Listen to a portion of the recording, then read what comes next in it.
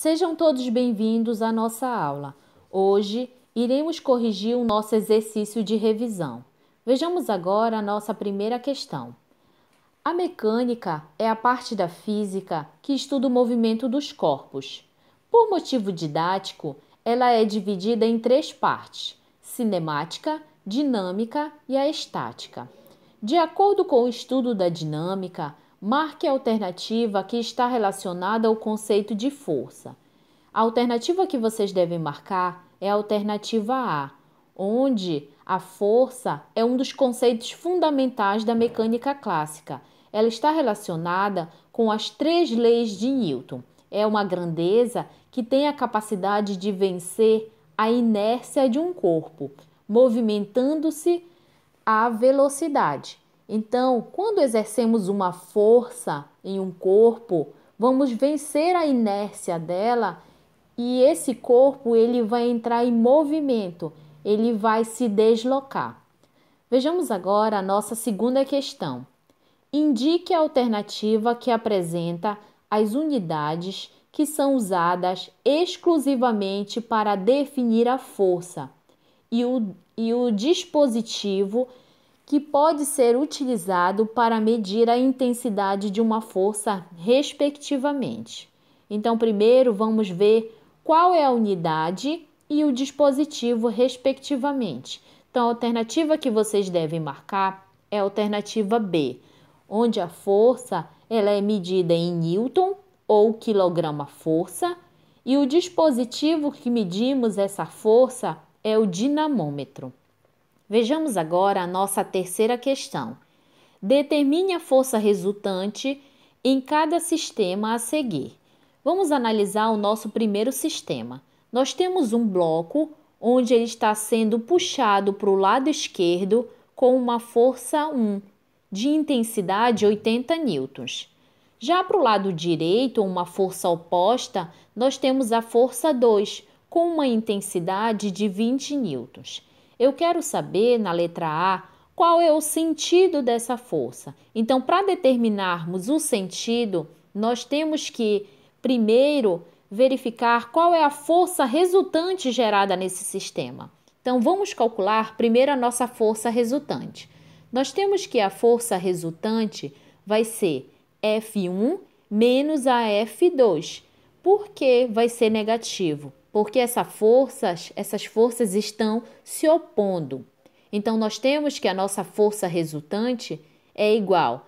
Quanto é a força F1? 80 newtons, menos a força 2, que é de 20 newtons. Então, subtraindo essas forças, nós temos que a nossa força resultante ela é de 60 newtons. Então, quem vai vencer essa força?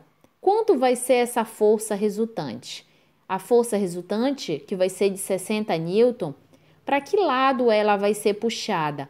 Para o lado de maior intensidade. Então, qual vai ser o sentido? Vai ser para o lado esquerdo. Já a direção, ela é horizontal. E qual é o módulo ou intensidade dessa força resultante que nós temos na letra C? A força resultante é igual a 60 newton. Lembrando que essas características nós vimos em aulas anteriores. O ponto de aplicação vai ser o ponto onde vai ser aplicado essa força. O sentido, lembrando que o sentido ele pode ser para a direita, para a esquerda, para cima ou para baixo. Já a direção nós temos horizontal, vertical ou diagonal. Vejamos agora o nosso segundo sistema. Nós temos um bloco com 4 forças com intensidades diferentes, puxadas em sentidos opostos. Para o lado esquerdo, nós temos a força 4 com 100 newtons e 3 forças puxando para o lado direito. F1, 45 newtons, F2, 62 newtons e a F3 com 80 newtons. Como podemos calcular a força resultante do sistema? Lembrando que vimos em aulas anteriores que forças para o mesmo sentido nós vamos somar. Então, você somando F1 mais F2 mais F3, nós temos que a força que vai ser gerada para o lado esquerdo é 187 newtons. Então, a nossa força resultante vai ser igual à força que vai ser gerada para o lado direito menos a força para o lado esquerdo. Então, a nossa força resultante vai ser 187 menos 100 newtons. Então, a nossa força resultante que vai ser gerada no sistema é de 87 newtons. E qual é o sentido que pede na letra A? O sentido da força é para o lado direito. E a direção, na letra B, nós temos que a direção ela é horizontal. E na letra C, o módulo dessa força resultante vai ser força resultante é igual a 87 newtons. Vamos agora resolver a nossa terceira questão. Um ponto material P é submetido à ação simultânea de duas forças, F1 e F2, perpendiculares entre si. Então, perpendiculares significa que está formando um ângulo de 90 graus entre elas. De intensidade F1 igual a 12 newtons e com intensidade F2 de 5 newtons, conforme ilustra o esquema abaixo. Calcule a intensidade da força resultante. Então, a fórmula que devemos usar para calcular forças perpendiculares é a seguinte: força resultante ao quadrado é igual a F1 ao quadrado mais F2 ao quadrado. Então, nós temos que a nossa força resultante ao quadrado é igual. Quanto é o F1? 12 newtons ao quadrado. Lembrando que o quadrado é da fórmula. Mais a força resultante gerada do lado de F2. Quanto é? 5 newtons, tá? Lembrando que todas essas força resultante e as forças exercidas perpendicularmente são todas ao quadrado. Então, nós temos que a nossa força resultante ao quadrado é igual 12 ao quadrado, 144, mais 5 ao quadrado dá 25. Preste atenção que o quadrado, quando ele é colocado no segundo membro, ele vai ser jogado em forma de raiz quadrada. Então, nós temos que a força resultante é igual a raiz quadrada de 169. Então, essa força resultante que vai ser gerada no sistema é de 13 newtons. Essa força resultante vai ser formada entre essas duas forças, F1 e F2. Vejamos agora a nossa quarta e última questão.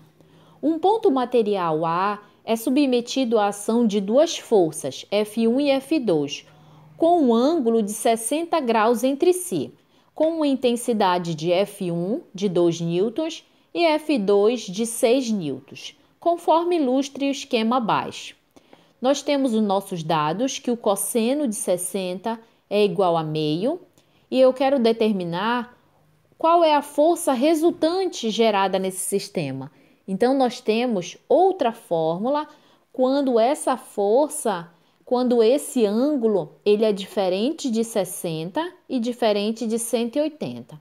Então, nós temos a fórmula para calcular essa força resultante força resultante ao quadrado é igual F1 ao quadrado mais F2 ao quadrado mais 2 vezes F1 vezes F2 vezes o cosseno do ângulo que vai ser formado entre as forças.